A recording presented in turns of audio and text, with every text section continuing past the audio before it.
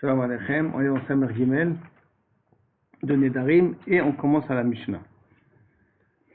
Quelqu'un qui a dit la phrase suivante: Hunam yain sheni toem leshana. Je jure sur moi de ne pas boire du vin pendant 1 an. Nitabra shana.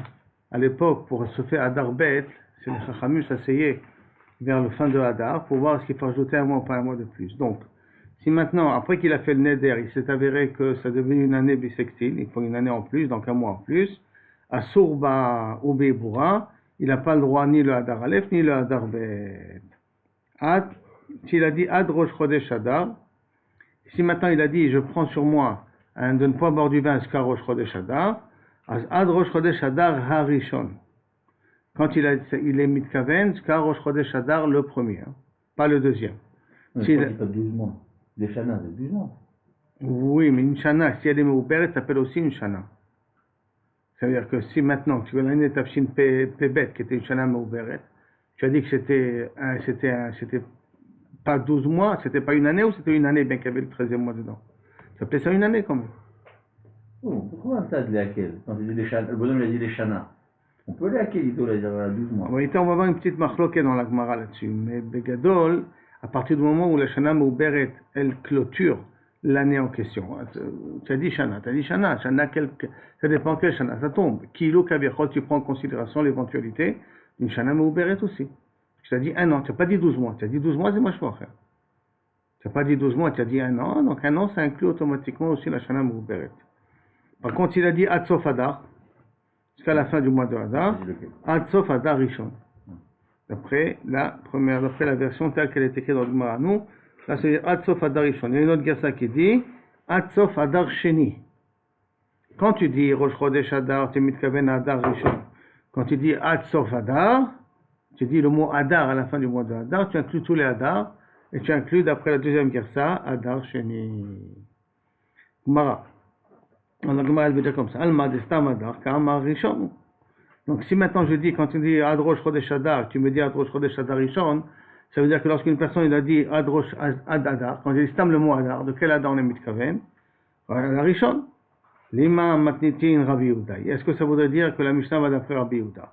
L'Etania, comme Rabbi Yehuda nous enseigne, Hadar Harishon, Kotev Hadar Harishon. Si c'est le premier Hadar dans un shtar, tu veux marquer la date. Si c'est le premier Hadar, tu écris Hadar Harishon. Tu dois préciser que c'est le premier Hadar. Par contre, si c'est le Hadar Sheni, tu dois préciser Hadar Sheni. Pour faire la distinction entre le premier et le deuxième. Kotev. Mechila. Donc Hadar Rishon, Kotev Hadar Harishon. Hadar Sheni, Kotev Hadar Stam. Dit vrai Rabbi Meir. S'il se trouve au deuxième Hadar, il suffit de dire Hadar Stam. Il n'a pas besoin de préciser le deuxième Hadar. Ça, c'est les paroles de Rabbi Meir. Par contre, Rabbi Yehuda Omer, Hadar Rishon Kotev Stam Hadar. S'il est dans le premier mois, il peut écrire Stam le mot de Hadar, ça ne change pas trop de problème. Par contre, quand il est dans Hadar Sheni, Kotev Tanyan, deuxième Hadar. Donc, a priori, dans notre Mishnah, on voit que celui qui dit Ad Rosh Chodesh Hadar, je ne bois pas de vin, il est mitkaven à Hadar Rishon. Ça va comme Rabbi Yehuda, qui dit que quand on dit Hadar, c'est mitkaven de Hadar Rishon. Quand on veut parler de Hadar Sheni, il faut le préciser Hadar Sheni. Donc, a priori, la Mishnah va d'après Rabbi Yehuda. Amarabaye, Afilut et Rabbi Meir. Si tu veux, je peux expliquer que la Mishnah va aussi d'après Rabbi Meir. Hadi Yada de Me'avra Shata, Hadi Lo Yada. Tout va dépendre de ce qu'il sait que le mois, l'année, elle va être bissextile, ou il ne sait pas si l'année, elle va être bissextile. Ça veut dire, s'il sait que l'année va être bissextile, alors quand il a dit Hadar Stam, il est mitkaven ici de Hadar Rishon. Quand il ne sait pas, alors là, il n'a rien ami, ça pourrait être Dafka Hadar Sheni. La Gemara demande, Behatania, et voici pourtant, il y a marqué dans la Braïta, Ad Rosh Chodesh Hadar, Ad Rosh Chodesh Hadar Rishon, V'im Haïta Shana Meuberet, Ad Rosh Chodesh Hadar Sheni. Et donc, normalement, Mikla Derecha, la Meuberet, la Braïta, qu'est-ce qu'elle dit là maintenant? Une Braïta, c'est pas notre Mishnah, nous. La Braïta est marquée, Ad Rosh Chodesh Hadar, Côté Rosh Chodesh Hadar, ça veut dire Ad Rosh Chodesh Rishon. Et si l'année c'est une année Meuberet, il est interdit Ad Rosh Chodesh Hadar Sheni. D'accord? La Braïta, elle précise là-bas jusqu'à Hadar Sheni. Alors, Miklat, ça voudrait dire que la Recha, c'était pas la Meuberet, c'était pas dans le cas de Meuberet Askina. Donc, si c'est pas dans le cas de Meuberet Askina, Shmamina, Hade Pshitale, de Me'abra Shata, Hade Lo Yada. Donc, Shmamina Ela, il faudrait dire de là qu'il faut faire une différence. Que quoi? Que la Sefa, quand elle te parle de Rosh Chodesh Adar, Sheni, il parle que c'était Pashut, que c'était une Shana Mouberet. Et lorsqu'on nous dit que ça te parle de Adar Rishon, c'est lorsqu'il ne savait pas que c'est une Adar Mouberet. Donc le Hatana, ce n'est pas une question, c'est une affirmation. Qu'on peut expliquer comme Rabbi Meir, et de dire que quand on sait de quel Adar, que c'est une année Mouberet, donc quand on dit Adar, on est mitkaven de Adar Sheni, et quand on ne sait pas que c'est une année Mouberet, quand on dit Adar, on est mitkaven de Adar Rishon. Jusqu'à là, première Sugya. Deuxième Sugya, Matniti. Une longue Mishnah là. Toute la Sugya, toute la truc, c'est presque une Mishnah. Rabbi Yehuda Omer, Kunam Yain Sheni Toem Ad Sheye Pesach. Je prends sur moi de ne pas boire du vin jusqu'à qu'arrive Pesach. Lo nitkaven laze ela ad lel Pesach. Sa kavana, elle était jusqu'à la veille de Pesach. Ad sha'a sheder bnei adam mishtot yain. Jusqu'au moment où les gens ont besoin de boire du vin. Pourquoi ils ont besoin de boire du vin? Parce qu'on voit les 4 verres de l'el ad seder. Donc Bevadaï qu'il n'avait pas la kavana de se rendre pas tour des 4 verres du seder. C'est pour ça qu'on dit que son éder à lui, il est jusqu'à la veille de Pesach. S'il a dit par exemple, Amar kunam basar sheni toem. Je prends sur moi de ne pas manger de la viande jusqu'à qu'arrive le jeûne.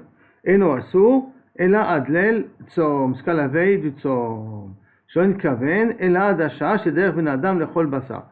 Et ça, et de quoi on parle? On parle ici essentiellement de Erev Yom Kippour, qu'ils avaient l'habitude de manger Erev Yom Kippour de la viande. Comme ça, ramène ici les Mefarshim. D'accord, vous avez l'habitude de manger de la viande.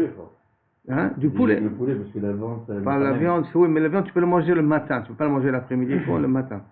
Le matin, tu peux le manger. Mais Kilou Kaviachol, dans les Seudot de Erev Yom Kippour, il avait l'habitude de manger de la viande. Et donc, quand il a dit Ad, Lel Atzom, il est mitka Ad Atzom, il est mitkaven Ad Lel Atzom. Ah oui, c'est vrai, il ne veut plus manger. Hein?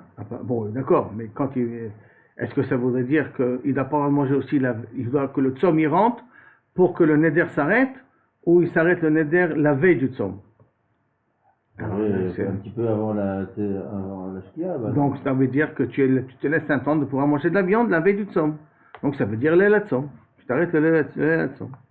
Rabbi Yossi Beno Omer, Kunam Shum Shani Toem. Si quelqu'un il dit je prends sur moi de ne pas manger d'ail, il y a un moment que quand il y a une mitzvah de manger de l'ail, c'est le vendredi soir. Donc, Hachetiye Shabbat, son éder il est jusqu'à que Shabbat il rentre. Et nous assour, et là, Adlel Shabbat. Pourquoi? C'est l'on kaven, et là, Sheder ben Adam le chol bashou, parce que sa kavana il était jusqu'au moment où les gens se permettent de manger le chou.